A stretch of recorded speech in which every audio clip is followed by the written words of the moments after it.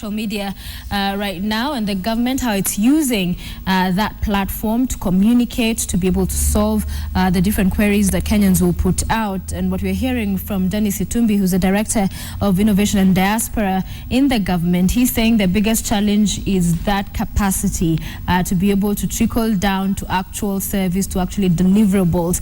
But they're working on it, you're saying. One of the questions we've been seeing, we've been posting some of them on that are coming through, is what happened to the Wi-Fi promise over a year on.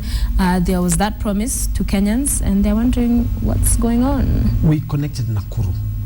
We went down to Nakuru and had a connection, and we've had our challenges. We actually launched it in end of February, early March.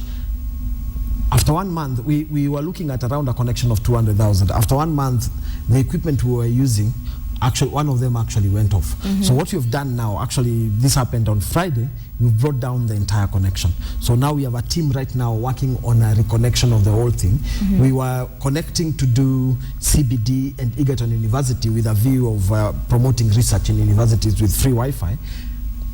But we have had our challenges, we have learned our lessons, and through the new connection, we were actually supposed to be launching Kisumu on May 11. We've pushed that by a month so that we complete Nakuru, because we will not launch another place before Nakuru works to the maximum. So it works, it goes off, works, goes off, but because, you know, also this has not been done before in Kenya, so we brought it down and we are doing it again. In 2 weeks' time, Nakuru will be fully connected and fast enough, then we're going to go to the other place. One thing that we need to note is this: the free Wi-Fi has not been done using any taxpayers' money.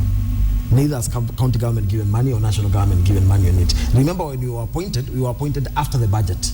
So there was no money allocated for these connections. So what we've done, we have appealed to Kenyans, and Kenyans are amazing, who have given their talents. So a guy who can be able to connect the Strix equipment for free Wi-Fi connection, a guy who is able to supply internet, a guy and be able to do a back end for it. So all these guys, and then the county government has waived the licenses that come with it. So all that connection and wider view has given us a straight point on how to connect, and that all of it, the contribution, we have costed it as a cost, although it is a free contribution by different people. But this is the assurance. At least we'll connect 5 towns. As the Presidential Strategic Communications Unit Digital, we will connect 5 towns by the end of the year. We have a call online. David, good morning. Good morning. Thanks for calling. Yes, my name is David Ayola. Let's have some more volume in studio, please. Yes, David, just hold on so we can be able to hear you. Can barely get that sound. Go ahead. Yes, I have 2 questions. And the first question is on the Wi-Fi. I've heard him trying to explain how the launch system has been done so far.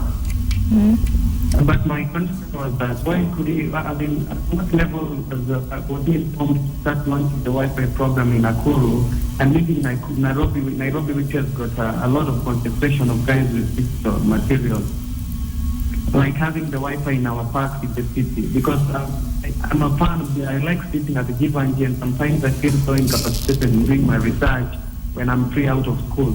And my question was that why was it so impossible to start launching the Wi-Fi programs, for example, in our parks within the city?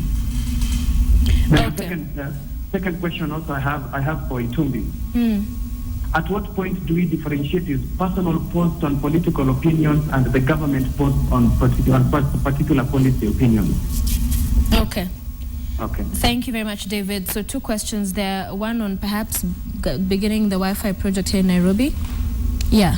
Okay, Wi-Fi in Nairobi, there are quite some efforts going. I know the governor of Nairobi is already working on a project to bring Wi-Fi. I know the Senator Nairobi is working on a project to connect Nairobi.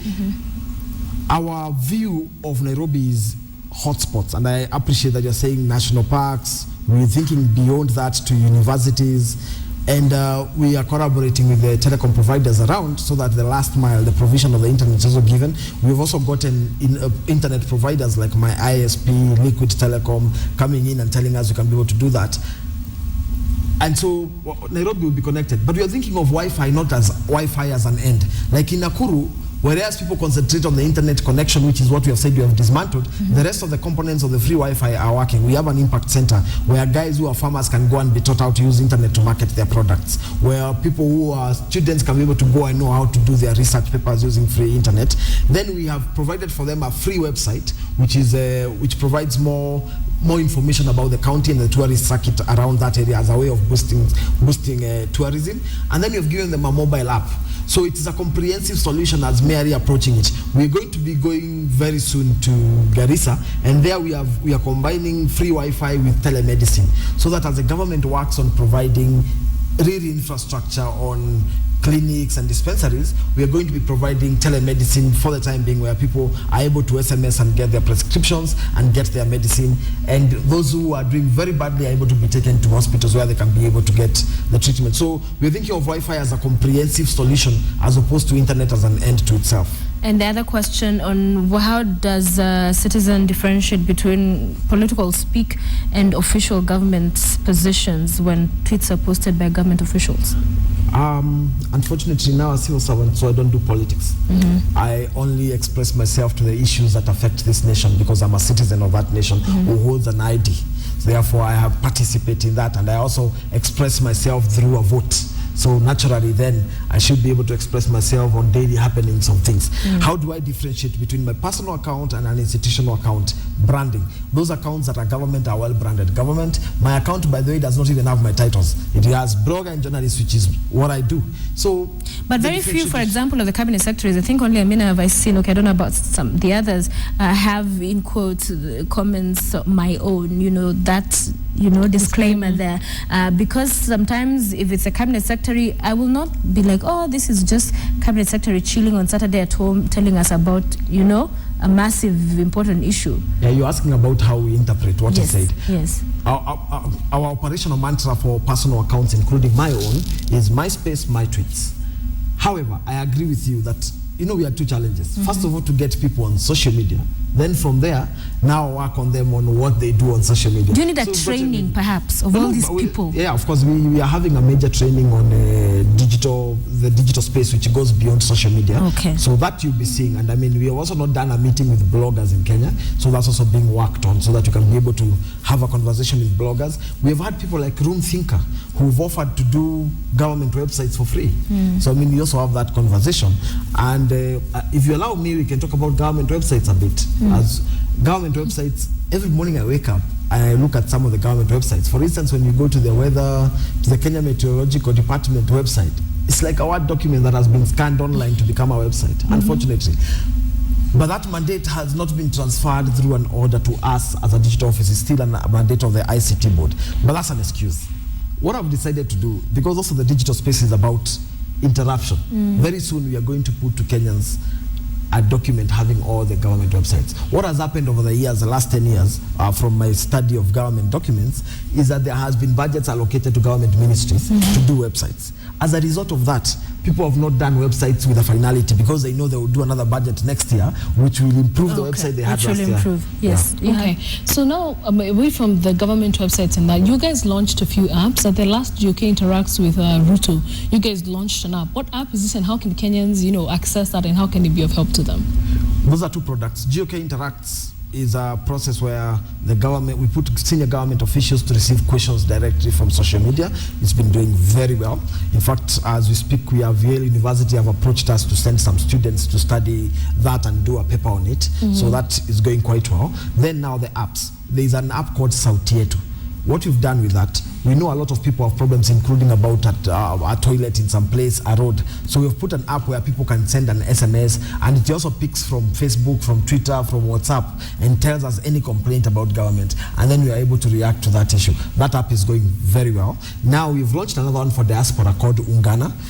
People who live in the diaspora in the US and those who live, say, in Namibia or Egypt do not have an interaction as Kenyans. So we've created one where they can have a social media within a space of the mobile app. Then you are also able to register so that you can know where you are, and we're also able to pull a skills database from it, because we have Kenyans who are working even for Boeing. So we are able to tap that talent to contribute and reverse the brain drain for the benefit of Kenya. All right, we have a caller, Fred, online. Fred, good morning. Fred? Hi, morning. Hi, good morning. Thanks for calling. Yeah, Yeah, I can hear you. Uh-huh. Yeah, this is Fred. Continue, please. Yes. My question is going to Itumbi Mm-hmm. with my good friend concerning the Nakuru Wi-Fi. Yeah. It is a very good initiative, but I have one or two issues maybe I would like to request him to clarify on. First, the Wi-Fi, they say that they use 200 million during the setup and all that. So I would kind of maybe request him to clarify on that they use 200 million set up a Wi-Fi in Nakuru town. Second, maybe the reason that it has, maybe it has failed for now, they never involved IT community in Nakuru, at least to carry out, even if it is a simple feasibility study. I have an IT company in Nakuru. Okay, well, we have an association in Nakuru for IT community. Everyone in Nakuru was asking me, hey, the internet is not connecting, what. So we came together, and no one had been involved. It needs to carry just a simple feasibility study to see how the program will be successful and all that. Maybe we can also clarify on that. Also, the other one, Yes. there are people in Nakuru maybe offering internet solutions and selling wires and products. How do we expect them to be? All right. Thank you very much, Fred, for calling and for watching the show this morning. Very quickly on Nakuru, 200 million was used in the project? That's what I started by explaining. It was not 200 million real cash. It was a costing of the free skills and talent. I mean, if I offer my talent to do your dressing, even if I'm offering for free, I can cost it and say, had I charged you, this is how much it would have cost you. So what we did was to try and give an impression of how much, if the licenses were not waived, how much would have been spent for that particular thing. There was a second, and on that, there is no real cash, I repeat, that left the taxpayers' coffers. All right. Very quickly also on involving the community, those especially on IT in Nakuru. Yeah, the feasibility studies, as I said, for us it was the first project. There are lessons to learn. We do not pretend to have a monopoly. Those are good ideas. In the next place, we'll have a feasibility study done. We apologize for not having done that, but those are the lessons you learn on the job when you decide to do something. I'm allowed to ask a final question, but very quickly, do you tweet for the president? Because a lot of people think Dennis Itumbi is the man behind Kenyatta Twitter handle. No, I do not. I have said it enough times. I do not tweet for the president. The president is digital enough. Who tweets? Because, as an example, president out of the country, and then a tweet showing that he's tweeting from Nairobi, so clearly not him tweeting. So who tweets for the president? Well, I would say this. The president is capable of answering his questions, and he has a spokesman. but I'll say Come this. on, I'll don't say run this. away from it. No, I'll say this. We have had a digital team all the way from the campaign, and that digital team has been in charge of those accounts. And that digital team also ensures that the pages grow. I mean, we have a guy who headed the specific social media during the campaign. He's called Marvin Tumbo. So he's handled that account. But the president also tweets for himself. And you see, there's nothing that goes to the president's account that he does not know about. Okay. All right. All right. Finally, as you guys have talked about lots of people, helping out and doing that. So if there are Kenyans out there who feel like, I have a service, or I feel that this Wi-Fi thing, if I had it been done this way, would have been better. How can they get in contact with you or with your organization so that they can be able to effect that? We have several emails, which by the way we are going to start publishing on social media. Then you can use our DMs, you can use our Facebook posts on social media. For those using SMS, we have 31444 as the government SMS number, and they're going to publish these things. And maybe probably also to say we have two more things we're going to be doing this year, and we're going to be encouraging the tech community to take advantage of. We have a Presidential Innovation Summit for Africa that's going to go down in end of August. So we encourage people to send in their innovations at president.go.ke. We are going to turn ideas into breakthroughs. So people with ideas or things they have innovated, please send there and get your chance to do it.